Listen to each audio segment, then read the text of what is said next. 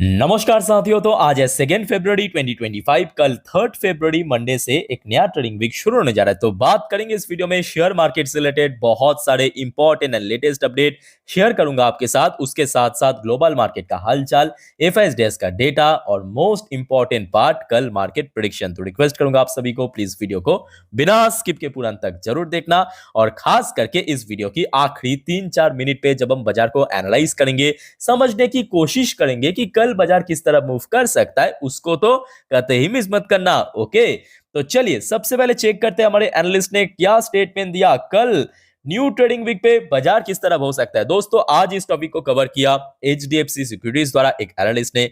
अब क्योंकि last day थोड़ा याद करके देखिए, निफ्टी 50 में कोई बहुत बड़ा डाउनफॉल नहीं हुआ था, बट स्टिल 23,500 के थोड़ा सा नीचे आके क्लोजिंग दिया था, जस्ट थोड़ा सा ही, मतलब ½ % तक भी गिरा नहीं। तो जिसके चलते दोस्तों उम्मीद काफी बढ़ चुका है। और ये एनालिस्ट ने कहा कि नेक्स्ट जो स्ट्रॉन्ग रेजिस्टेंस है 23,500 से लेकर 23,600, इस लेवल को सक्सेसफुली ब्रेक कर लिया तो फर्दर 24,000 की लेवल तक भी पहुंचने का चांस है। और इनकेस अगर थोड़ा सा कमजोरी बाजार में देखने को मिला, नीचे की तरफ सपोर्ट लेवल मेंशन किया 23,300 पे। वैसे दोस्तों आप लोगों को क्या लगता है कि कल यानी 3 तारीख बाजार किस तरफ जाएगा? जो भी आपको लगता है प्लीज बताइए कमेंट के थ्रू, कमेंट करके। अच्छा, सेम टॉपिक को ही कवर किया मनी कंट्रोल के वेबसाइट में। दूसरे एक और एनालिस्ट ने अपने एक पॉइंट ऑफ व्यू रखा, टेक्निकल व्यू।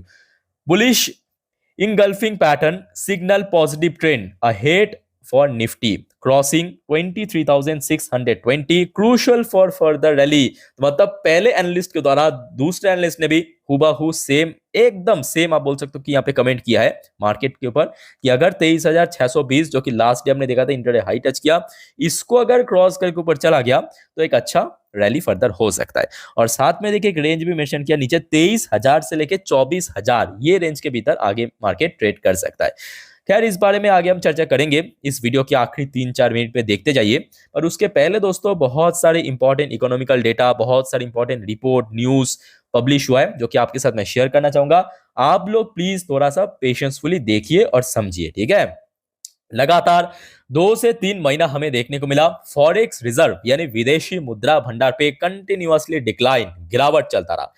फाइनली दोस्तों आप देख सकते हो $5.5 बिलियन की इंक्रीज हुआ लास्ट वीक के अकॉर्डिंग, और बढ़ के हो चुका है $629.55 बिलियन। अब धीरे धीरे दोस्तों माहौल जो है ना बदल रहा है, धीरे धीरे बदल रहा है। अब देखिए एकदम से तो नहीं बदलेगा ना, धीरे धीरे जो छोटा छोटा डेटाज है जैसे कि फॉरेक्स रिजर्व हो गया, जॉब डेटा, अनएम्प्लॉयमेंट रेट, ये भी धीरे धीरे बदलेगा और उसके थ्रू जीडीपी ग्रोथ रेट बढ़ेगा, सीपीआई इन्फ्लेशन घटेगा। और इस बार बजट में आपको बार बार क्यों कह रहा हूं कि अच्छा हुआ, और उसका इंपैक्ट आपको कल देखने को मिलेगा। क्योंकि लास्ट डे एक्चुअली क्या था, ज्यादातर फंड कंपनी खास करके इंटरनेशनल फंड कंपनी बंद था ना। कल दोस्तों आपको एक्चुअल इंपैक्ट देखने को मिलेगा मार्केट में। अच्छा, इसके अलावा देखिए और भी कुछ इंपॉर्टेंट अपडेट है। ये देखिए budget just made international mutual fund more attractive, properly यहाँ पे एक सर्वे के अकॉर्डिंग रिपोर्ट पब्लिश किया, ठीक है।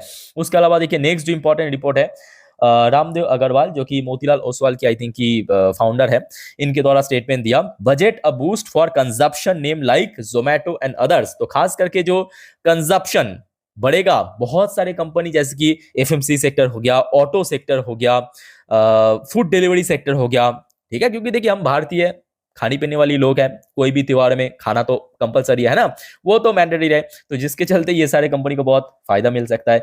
अच्छा नेक्स्ट देखिए एक और इंपॉर्टेंट रिपोर्ट है बजट के ऊपर, budget focusing on achieving the विकसित स्टेटस। जो सरकार की टारगेट है 50 से 75 BPS repo rate cut in fiscal year 26। तो फाइनेंशियल ईयर 26 में दोस्तों 50 बीपीएस से लेके 75 बीपीएस तक भी रेट कट होने का चांस है, यहां पे ऐसा रिपोर्ट पब्लिश किया। अच्छा नेक्स्ट देखिए एक और इंपॉर्टेंट रिपोर्ट जो कि काफी बढ़िया रिपोर्ट है। देखिए हाल फिलहाल में हमने देखा Q1 Q2 कुछ खास नहीं था कंपनी की परफॉर्मेंस, है ना, रिजल्ट की मैं बात कर रहा हूं। बट Q3 में यहाँ पे एक और रिपोर्ट पब्लिश किया, निफ्टी 50 की टोटल 26 कंपनी, बाकी 24 का भी आना बाकी है। तो पहले जो 26 कंपनी अभी रिपोर्ट पब्लिश कर चुका है Q3 का, वहां पे देखा गया ईयर ऑन ईयर बेसिस पे ग्रोथ जो है 4.4% देखने को मिला, जो कि Q2 पे यही नंबर 4.2% था। तो मतलब कंपेयर टू Q2 Q3 थोड़ा सा बेटर। हाँ हम ये तो हम नहीं बोल सकते कि बहुत अच्छा हुआ, नहीं, थोड़ा सा बेटर दोस्तों हमें देखने को मिला क्वार्टर 2 एंड क्वार्टर 3 को अगर हम कंपेयर करें तो। यहां तक क्लियर हो चुका है। अब चलिए हम थोड़ा सा बात करेंगे कुछ जियोपॉलिटिक्स के बारे में, मतलब इंटरनेशनल कुछ इंपॉर्टेंट न्यूज है। जैसे कि रिसेंटली हमने देखा था ट्रम्प की तरफ से लगातार थ्रेट दिया गया था कि बहुत सारे देशों के ऊपर एक्स्ट्रा टैरिफ चार्ज करेगा, और फाइनली देखिए ट्रम्प ने उसको इंप्लीमेंट भी कर दिया शुक्रवार रात को। मैं आपको थोड़ा सा स्टोरी समझा देता हूं, अब ध्यान से सुनिएगा। ट्रम्प ने यह बताया कि देखिए कनाडा एंड मैक्सिको के ऊपर टोटल 25% टैरिफ लगेगा और चाइना के ऊपर टोटल 10% टैरिफ लगेगा। ठीक है, तो ये जैसे एक्शन लिया ट्रम्प ने, उसके रिएक्शन के स्वरूप कनाडा एंड मैक्सिको ने हुबहू सेम स्टेप लिया। हुबहू सेम स्टेप मतलब जैसे ही ट्रम्प ने मतलब यूएस की तरफ से 25% टैरिफ हाइक किया, ये देखिए 25% टैरिफ लगा दिया, इंपोज किया, कनाडा एंड मैक्सिको की सरकार ने भी ये डिसाइड किया हम भी यूएस की जितने भी प्रोडक्ट है, जितने भी कंपनीज है, उसके ऊपर भी सेम रेट में 25%, मतलब हीज हुजूज, आप जितना करेंगे हम भी वही करेंगे, सेम 25% दोस्तों टैरिफ चार्ज करेंगे। बट चाइना की तरफ से कोई रिएक्शन अभी तक नहीं मिला था, बट आज सुबह सुबह एक्चुअली चाइना भी उसके ऊपर रिएक्ट कर चुका है। चाइना ने ये कहा China to challenge US tariff under WTO. WTO मतलब वर्ल्ड ट्रेड ऑर्गेनाइजेशन, वहां पे दोस्तों चैलेंज करेगा। अब देखिए चाइना की तरफ से डायरेक्टली ये नहीं कहा कि 10% हम भी टैरिफ लगाएंगे, बट डब्ल्यूटीओ में चैलेंज करने की बात किया। अब इसके थ्रू मालूम है किसको फायदा मिलेगा? भारत को फायदा मिलेगा। आप पूछेंगे कैसे फायदा मिलेगा? अब मेरे बात को ध्यान से समझिएगा क्योंकि यही है जियोपॉलिटिक्स। अब देखिए भारत के साथ कनाडा का संपर्क कैसा है और लास्ट 2 साल में कैसा था, ये हम भली भांति जानते हैं। कनाडा दोस्तों, कनाडा की जब बाइडेन की सरकार था, कनाडा यूएस की सबसे बड़े एलाइज, उसके साथ साथ सबसे बड़े बोल सकते हो नेबर भी है, फ्रेंड भी है। अब धीरे धीरे देखा गया है कि कनाडा और यूएस की भी तो दोस्तों जो रिलेशन है वो थोड़ा सा दूर जा रहा है, डिस्टेंस बढ़ रहा है।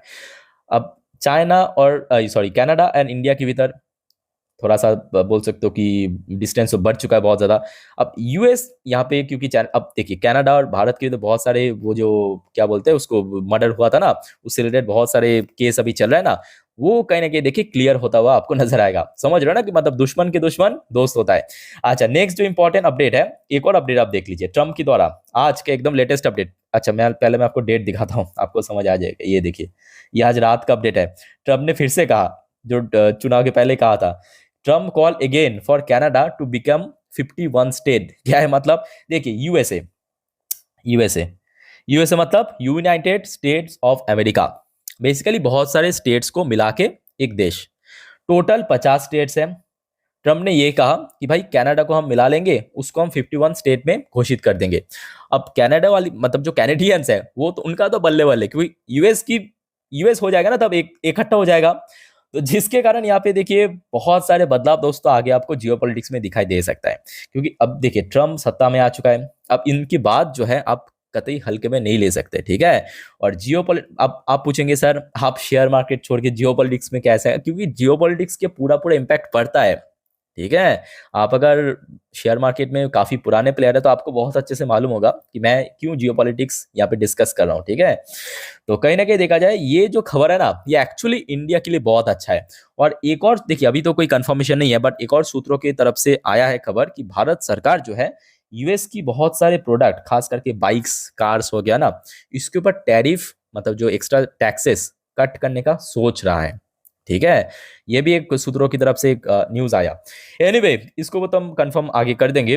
By the way last day हमने देखा डॉ जोन्स के अंदर गिरावट हुआ था, ये इस सारे चक्कर में टैरिफ रेट जो ऊपर नीचे चल रहा है, ठीक है। नैस्डैक के अंदर भी गिरावट हुआ था। यूएस की 10 साल की बॉन्ड डील थोड़ा सा ऊपर क्लोजिंग दिया, ब्रेंट क्रूड की प्राइस में थोड़ा सा करेक्शन हुआ था, बट इंडियन करेंसी की वैल्यूएशन फिर से थोड़ा सा लो हो गया था। अच्छा नेक्स्ट देखिए, विप्रो लिमिटेड एडियर वर्जन थोड़ा सा नीचे क्लोजिंग हुआ था, इन्फोसिस की एडियर वर्जन थोड़ा पॉजिटिव में, एचडीएफसी बैंक की एडियर वर्जन थोड़ा पॉजिटिव। अच्छा आज की डेट में एकदम लेटेस्ट अपडेट मैं आपको दिखा देता हूँ, ये देखिए 2 फरवरी का अपडेट है। एसजीएक्स निफ्टी की लास्ट टाइम क्लोजिंग हुआ था 23,567 पॉइंट पे, तो यहाँ पे देखिए कोई बहुत बड़ा डाउनफॉल देखने को नहीं मिला। अच्छा अब दोस्तों बात करेंगे एफएसडीएस का डेटा, और उसके पहले अगर आपको वीडियो भी तक अच्छा लगा, इन्फॉर्मेटिव लगा, प्लीज वीडियो को लाइक करना, और प्लीज दोस्तों चैनल को सब्सक्राइब करके जरूर रखना इस टाइप की इन्फॉर्मेटिव वीडियो हर रोज पाने के लिए। और मुझे फॉलो करना मत भूलना इंस्टाग्राम फेसबुक में, जिसके थ्रू जो important latest update, important reports जो है ना, मैं सबसे पहले तुरंत स्टोरी के थ्रू अपडेट दे देता हूँ। ठीक है, तो आपको वहां पे सबसे पहले मिल जाएगा, अदरवाइज नॉर्मल वीडियो के थ्रू अपडेट दे दूंगा। अच्छा, लास्ट डे मैं आपको क्यों बार बार कह रहा था ना कि ज्यादा फंड हाउस क्लोज रहता है। ठीक है, तो एफएस द्वारा सेलिंग हुआ, कितना हुआ, 1327 करोड़, और डीएस ने बाई किया 824 करोड़। और अगर हम टोटल बात करें ना, आप देख ही सकते हो एफएस ने टोटल कितना बाई किया था, 987। क्योंकि देखिए ज्यादातर जो कंपनीज है, फंड कंपनी बंद रहता है। ठीक है, तो अल्टीमेटली बाजार की बजट की इम्पैक्ट आपको कल ही देखने को मिलेगा, एक्चुअल इम्पैक्ट। और आशा रखता हूँ दोस्तों, क्योंकि बजट इस बार अच्छा हुआ। देखिए एक सेक्टर को छोड़ के, रेलवे सेक्टर को छोड़ के, बाकी सारे सेक्टर में टॉप नॉच बजट था। ये मानो या ना मानो, बहुत लोग कहेंगे कि सर निफ्टी विफ्टी में तो गिरावट हुआ था, वो टेम्पोरेरी था। असली इंपैक्ट आपको कल देखने को मिलेगा, देखते जाइए बस। ठीक है, चुपचाप। बाकी बात करें, मिडल ईस्ट की तरफ से कोई खास अपडेट नहीं है, और TS35 आज इजरायली टॉप इंडेक्स पॉजिटिव में क्लोजिंग दिया। अब चले मैं आपको मार्केट एनालिसिस वाला पार्ट के ऊपर लेके चलता हूं।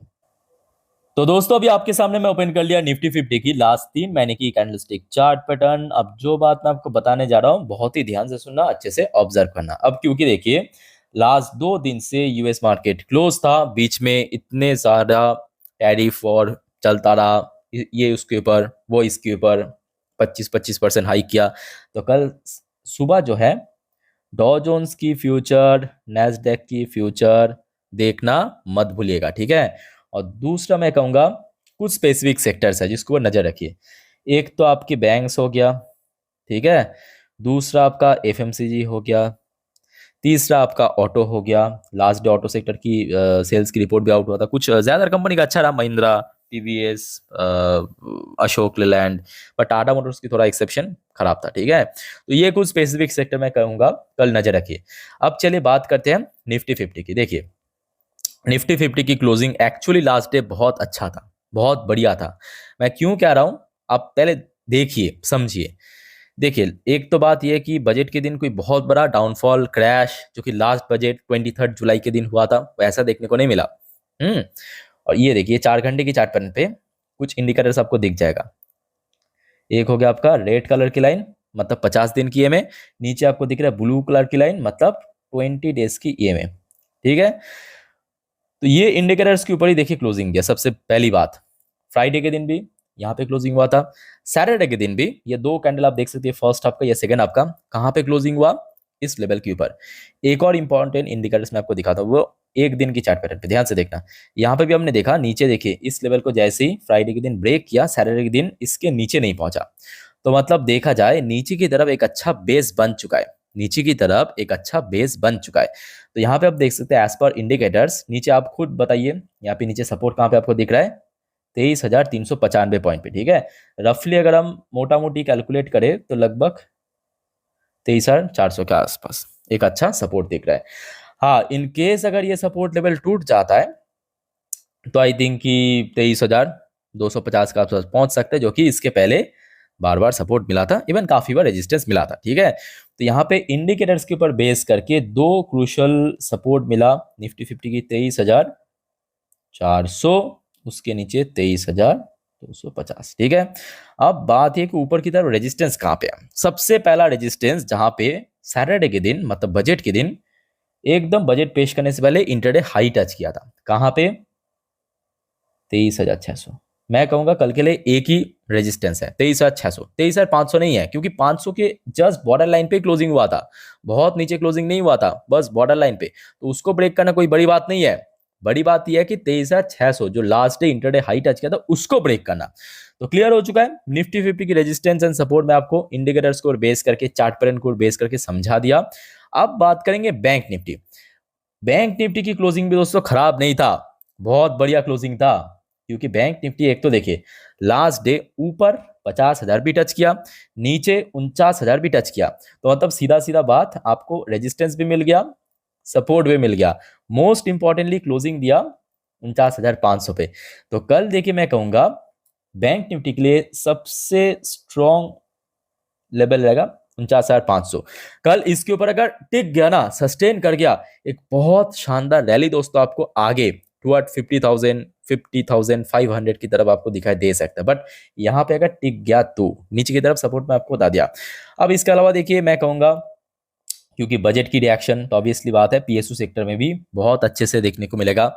और इस बार रेलवेज को छोड़ के मैं बार बार कह रहा हूँ कि इस बार पीएसयू सेक्टर में बहुत लोग थोड़ा कंफ्यूज है कि इतना खराब बजट नहीं, खराब नहीं है, सिर्फ रेलवे सेक्टर के लिए खराब है। आप लोग आई थिंक कि बजट उतना अच्छे से नोटिस नहीं किया जिनको लगता है खराब है, क्योंकि डिफेंस सेक्टर के लिए ऑलरेडी 9% इस बार एलोकेशन इंक्रीज कर दिया। रिन्यूएबल सेक्टर के लिए कुछ छोटा मोटा नहीं, 53% इंक्रीज किया। अर्बन डेवलपमेंट सेक्टर के लिए भी ऐसा कुछ परसेंटेज इंक्रीज किया, आप थोड़ा चेक कर लेना, ठीक है। सिर्फ रेलवे सेक्टर को दोस्तों इस बार कुछ भी टच नहीं किया। तो रेलवे सेक्टर को छोड़ के बाकी सारे सेक्टर में कैपेक्स एलोकेशन इंक्रीज हुआ है, एक्चुअल में हुआ है, ठीक है। तो आई थिंक कि एक अच्छा इंपैक्ट पड़ सकता है अगर कल बाजार की सेंटिमेंट थोड़ा सा भी चेंज हो गया तो, जिसका होने का चांस सबसे ज्यादा है। बाकी दोस्तों और कोई डाउट्स है कमेंट करके बताइए। फिलहाल इस वीडियो को वाइंड अप करता हूं, मिलते हैं नेक्स्ट वीडियो पे। टेक केयर, बाय बाय, जय हिंद।